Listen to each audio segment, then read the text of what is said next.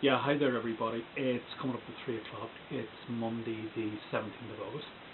And I just wanted to thank everybody who's added me to their subscriptions and for their comments. I do appreciate it very much. And I haven't said that before, but I just wanted to clear the air, as it were. The last little snip that I put up was about RTE and basically about the control of the media that has been going on here in Ireland for, certainly the last generation, and probably more. And the little cosy cartel that exists between the government, the good and the mighty, and the media outlets here in Ireland. And I was going to continue that today, dealing with the other media concerns, basically, specifically the newspapers. But two things happened over the weekend, and I'll do the other thing about the media tomorrow. But I just wanted to discuss these two things because I think they're quite important. And the first thing is that I was absolutely stunned. I couldn't actually believe it when it happened. But anyway, there's lots of strange things happening in Ireland. And what happened was the Supreme Court last week found against Mr. Liam Carroll and his ZOE group of companies and ZOE Construction, whatever they're called. And basically what that meant was that the ACC Bank were going to be given the okay to appoint a receiver into the companies that they have been dealing with, the group of them that they have been dealing with Liam Carroll, to get their 136 million back. They're over 136 million euros. And when I heard about that, I knew in my water that it just wasn't going to happen the way that it was too easy. And what happened was on Friday night, seemingly, I never heard of this before in my life, but seemingly a judge mysteriously appeared from the High Court, a man called De Valera, and I don't know anything about this man, but he suddenly appeared, and a senior barrister representing, a senior counsel representing the Mr. Liam Carroll's companies appeared in front of him and said they had new evidence. So it's gone from the High Court to the Supreme Court, and on both occasions been found against Mr.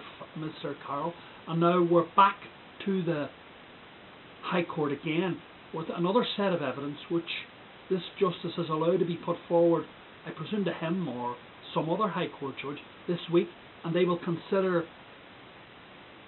going to reconsider the whole matter. So I mean, you can't really say very much about it except it's an extraordinary turn of events.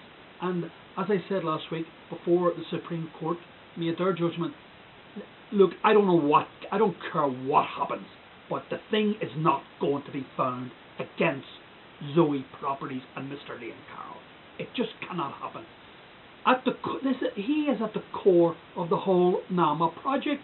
He owes, there's all sorts of ramifications or numbers been put forward, but he certainly owes between 1.2 billion and 2 billion. Yeah, that's 1,200 million euros or 2,000 million euros. These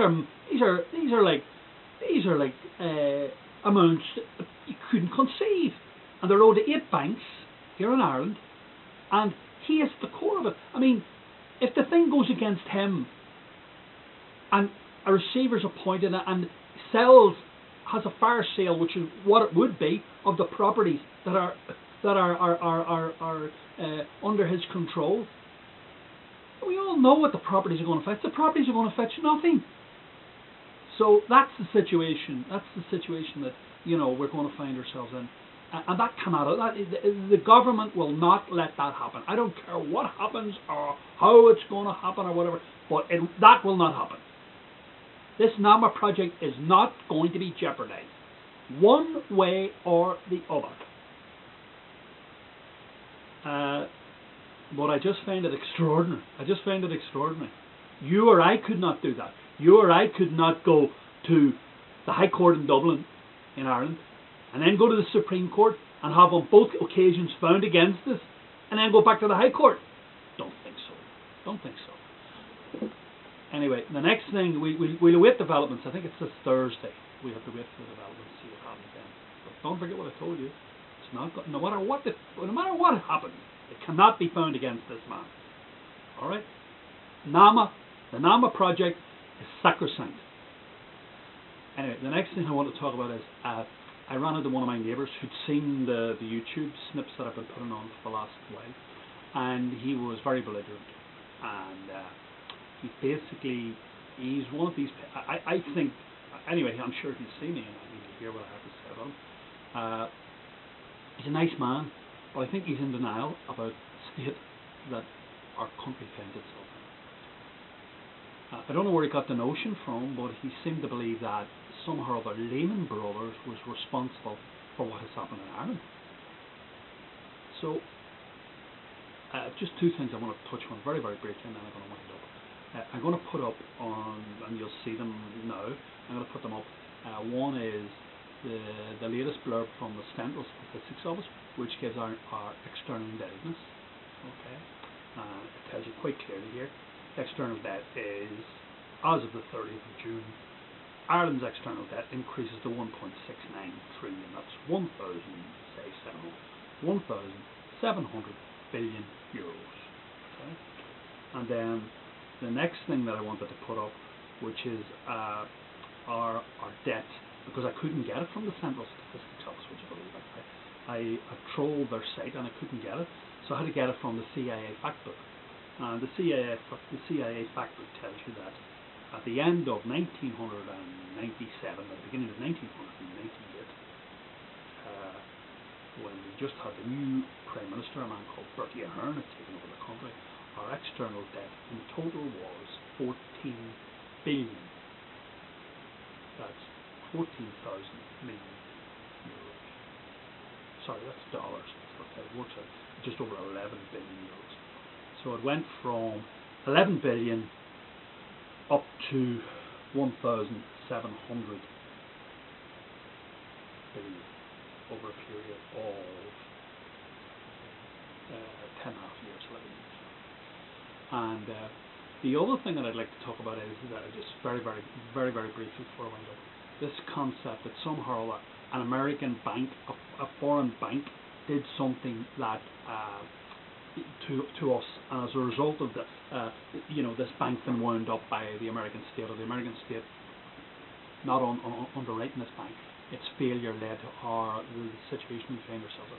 This is completely and utterly nonsense. All that happened was we borrowed too much money. We were involved in a Ponzi scheme based around property, and the bubble got burst. That's all. It's very simple. It happens all the time. There are markets all the time. It's just the one that we got involved in was a Ponzi scheme, that's all. And the people who got involved at an early stage got all the money out.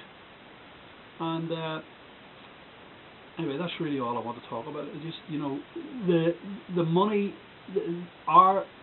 almost the total amount of money that we owe in external debt is money that was borrowed by our banks. And the bulk of that money, in turn, went into property. They didn't take it out in the street and burn it. They give it to people to buy property with. So it went somewhere. We'll discuss that another day. But anyway, so a lot of what happened in Ireland was a lot of people ended up very, very rich.